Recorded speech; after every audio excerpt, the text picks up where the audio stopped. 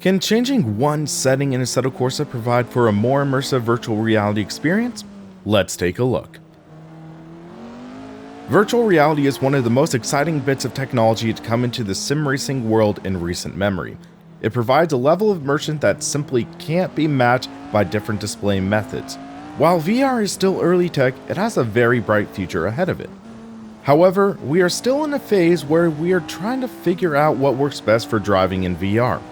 Due to the lack of external forces and sensations on the body while driving in a simulator, sometimes driving in VR can feel a little unnatural. What can work on a monitor sometimes won't cut it in a VR environment due to elements such as head tracking and depth perception being taken into consideration. One thing you will notice by default in Assetto Corsa is that the camera is locked to the car. That means when you hit bumps or elevation changes or things like that, your head will pitch up and down in accordance to the car's behavior. In concept, it's a decent way to simulate head movement with monitors, but some of the flaws begin to show with VR. When you're driving a car in real life, you are not keeping your head in line with the car. Generally, you're focused further ahead and keeping your head relatively straight.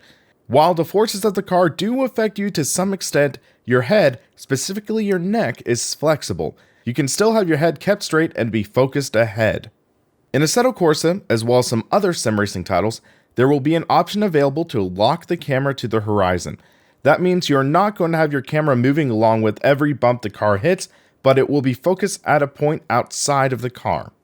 Based off of around a half hour of testing with lock to horizon on and off, I felt that lock to horizon had a more immersive experience and was closer to the sensations I would get when driving a real car.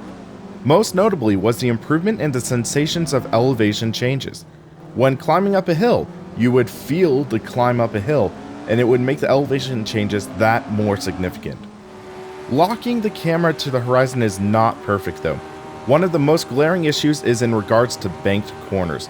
Since the focal point of the camera is trying to stay level, the car will rotate around the camera, and that can make for a slightly jarring experience. Locking the camera to the car in banked corners felt a little more authentic in that specific instance.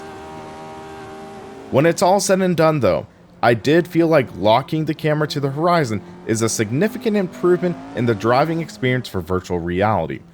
It still has its gripes, but at the very least, it did a decent job of tricking my brain and, in my opinion, creates a more immersive and authentic experience. So what are your thoughts? If you've tried driving in VR, do you prefer to have the camera locked to the car or the horizon? Let us know in the comments. Thanks for watching and have a great rest of your day.